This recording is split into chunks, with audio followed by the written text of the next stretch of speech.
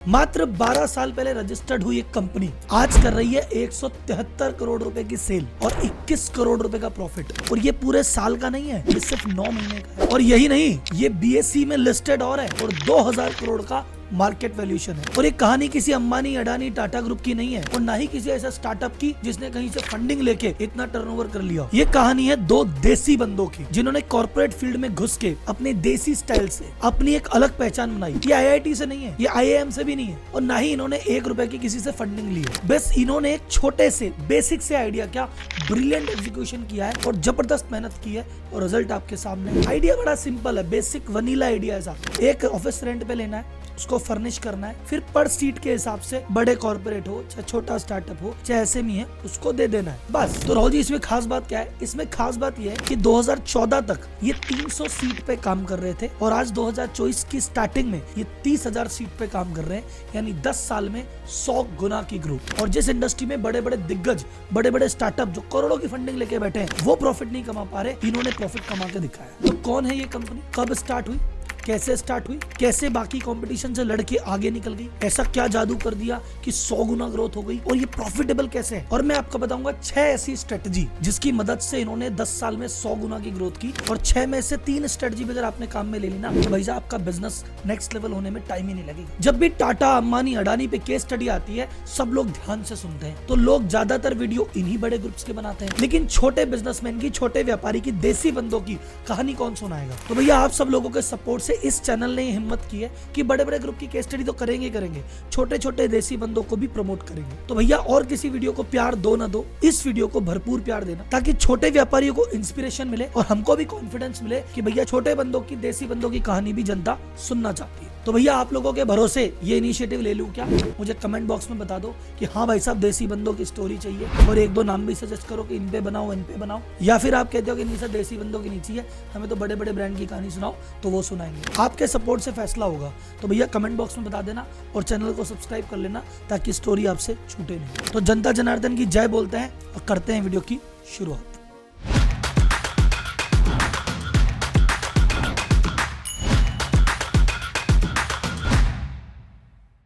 जब कोई कंपनी 10 साल में 100 गुना की ग्रोथ करती है ना तो इसका मतलब कंपनी कुछ ना कुछ काम तो सही कर रही है। लेकिन इस कंपनी ने क्या सही काम किया देखते हैं। ऐसा कहते हैं ना, बड़े से बड़ा बिजनेस एक आइडिया से बड़ा होता है।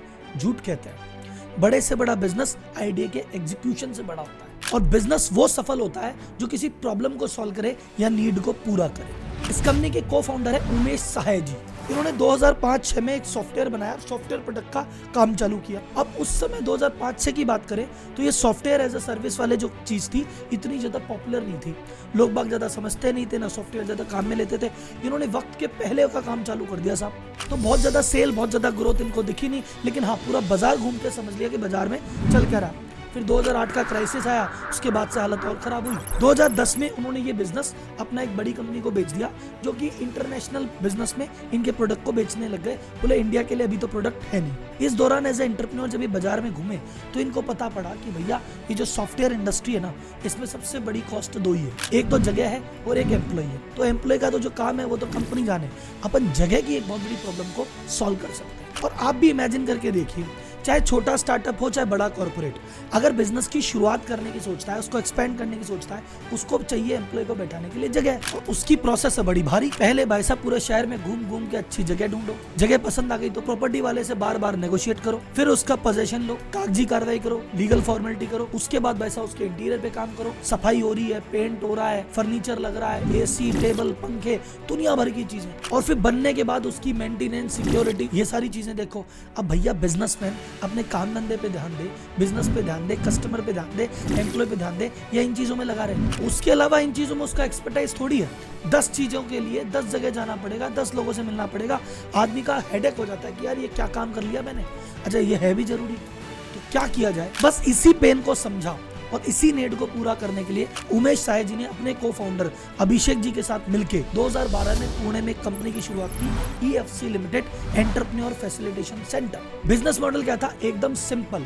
बोले भाई साहब ऐसा है, तुम जगह की टेंशन ले ही मत, हम घूम घूम के प्रॉपर्टी सिलेक्ट करेंगे, लैंडलॉर्ड से डील हम करेंगे, कागजी कार्रवाई हम करेंगे, उसके इंटीरियर का काम हम करके देंगे, तुमको टेबल, कुर्सी, फर्नीचर, कैबिन, कॉन्फ्रेंस हॉल हम बना के देंगे, उसके अलावा तुम्हारा इंटरनेट, फोटोकॉपी की मशीन, कैंटीन, ये सब हम देख लेंगे। तो किसी भी कंपनी, चाहे स्टार्टअप हो, एसएमई, कॉर्पोरेट, तुमको जगह चाहिए ना, तुम बस हमारे पास आओ। बोलो कितनी जगह चाहिए? बोले 50 सीट चाहिए, तो 50 एम्प्लॉय लेके आ जाओ, बैठ जाओ, काम चालू करो, तुम्हारा सारा काम करा है हमारी जिम्मेदारी। तो तुम्हारा ना तो जगह लेने का कोई चैलेंज है, ना जगह को मेंटेन करने का कोई चैलेंज है, तुम्हें तो बस आओ और काम में लो। इसके बारे में उमेश जी कहते हैं कि बड़ा इंटरेस्टिंग कॉन्सेप्ट है। हमने पहले आईटी बिजनेस में काम किया था, तो वहाँ एक मॉडल चलता है SaaS model, software as a service, जिसमें एक बड़ी कंपनी एक बड़ा सॉफ्टवेयर बना लेती है और फिर उसको आपको देती है यूज करने के लिए और मंथली आपसे पैसे लेती है। जैसे जूम सॉफ्टवेयर एक कंपनी ने बनाया, आपको कहती है तुम काम मिला, तुम तो महीने के पैसे दे देना। अब ये कैसे बना, कैसे मेंटेन हो, हमारी हेडेक, तुम तो पैसे दो और मजे लो। यह सास, सॉफ्टवेयर एज अ सर्विस। तो ये बोले हमने बनाया RaaS, real estate as a service. तो हम कह रहे हैं रियल स्टेट हमारा, तुम टेंशन मत लो कैसे बनेगा कैसे चलेगा, तुम तो बैठो और मजे लो, और सिंगल पॉइंट बिलिंग आएगी, उस पर पैसे दो और आगे बढ़ो, तुमको 10 चीजों की टेंशन नहीं लेनी। बिजनेस की जो इतनी बड़ी प्रॉब्लम थी कर दी इन्होंने सॉल्व। जो इनके कस्टमर है उनका बेनिफिट क्या है? बहुत सारे बेनिफिट है।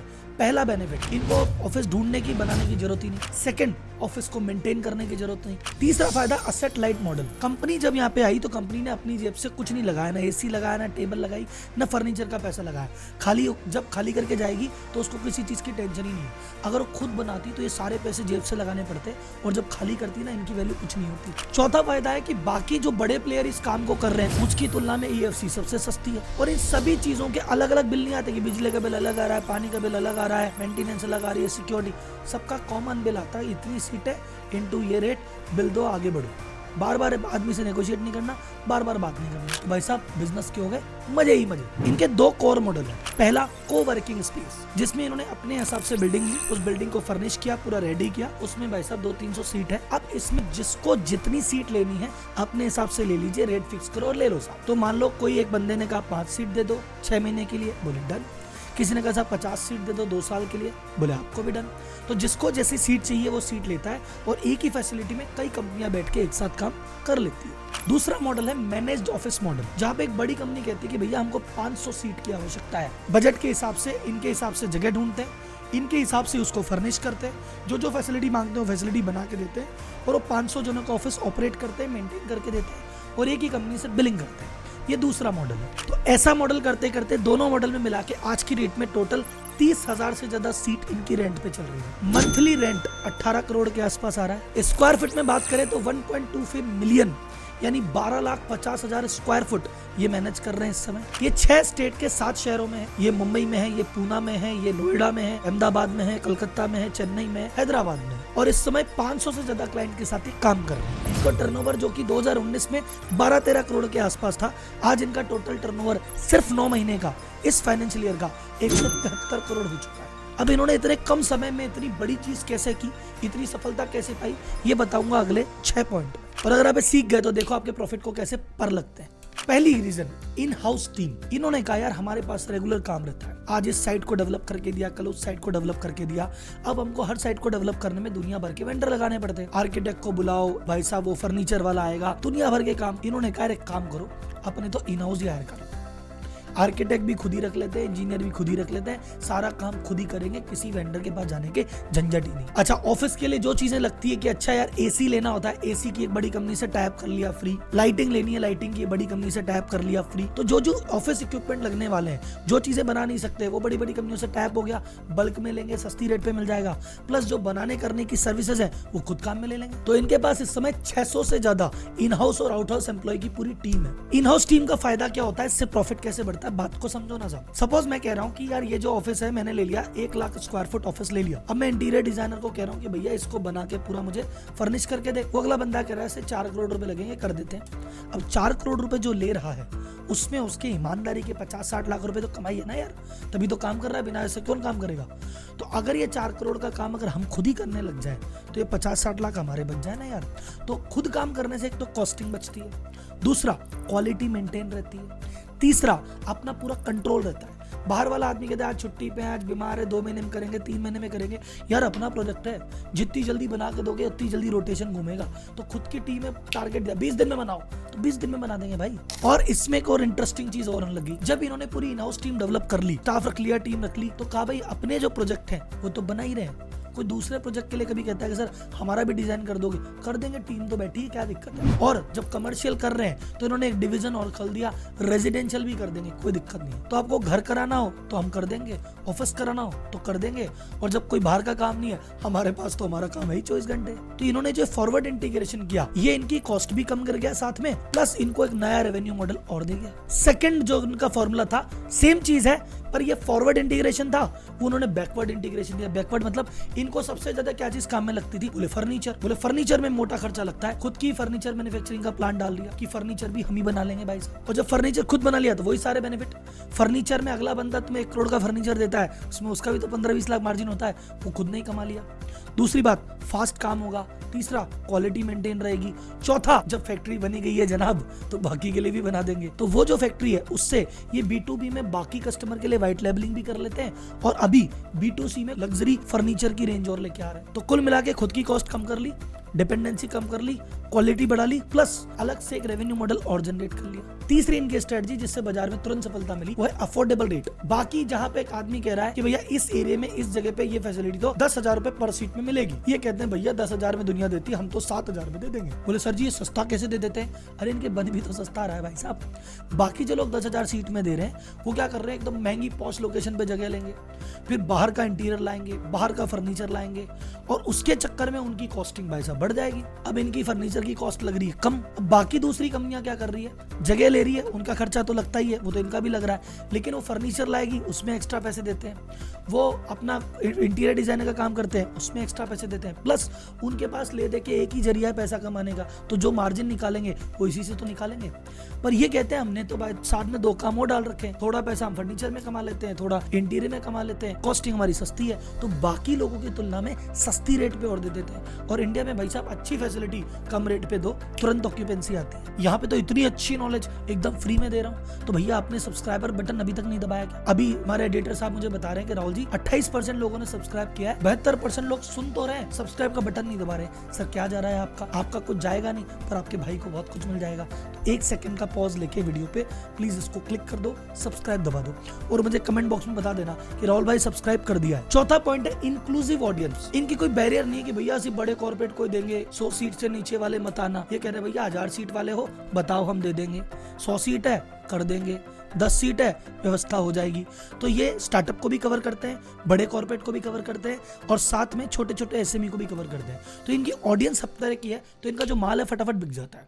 अब इस पूरे गेम को अगर मैं आपको बिजनेस मॉडल को समझाऊं ना देसी भाषा में, बात समझो, पूरा गेम है रोटेशन का। आपने किसी से 1 लाख स्क्वायर फुट जगह ले ली, बनाने में ही 6 महीने लग गए, तो वैसे कॉस्टिंग की कॉस्टिंग आई, 6 महीने का किराया दो जेब से, प्लस 6ठे महीने बाद तुमने कहा चलो मैं देता हूँ, अब तुम्हारी 50% फैसिलिटी में ही लोग आए, 50% सीट खाली पड़ी है, तो भैया पूरा प्रोजेक्ट चला गया घाटे में। लेकिन जब इन्होंने कहा कि भैया घर की टीम है, हम तो 2 महीने में बना के नक्की कर देते हैं, और हम तो इतने सारे लोगों को देते हैं और अफोर्डेबल रेट पे देते हैं, तो तीसरे चौथे महीने 100% कैपेसिटी फुल और हो जाती है। इसलिए प्रॉफिटेबल है, क्योंकि रोटेशन जिसका जल्दी घूमेगा वो जीतेगा। 5वीं इनकी जीत का राज है असेट लाइट मॉडल। इनके पास 1.25 मिलियन स्क्वायर फुट यानी 12.5 लाख स्क्वायर फुट जगह इनके पास इनकी पोजीशन में है। उसमें से खरीदी हुई जगह बहुत लिमिटेड 2-5% है, मोस्टली जो है रेंट पे है। इसका मतलब इनको भैया अपना बिजनेस बढ़ाने के लिए ऐसा नहीं है कि भैया जगह खरीदनी ही पड़ेगी।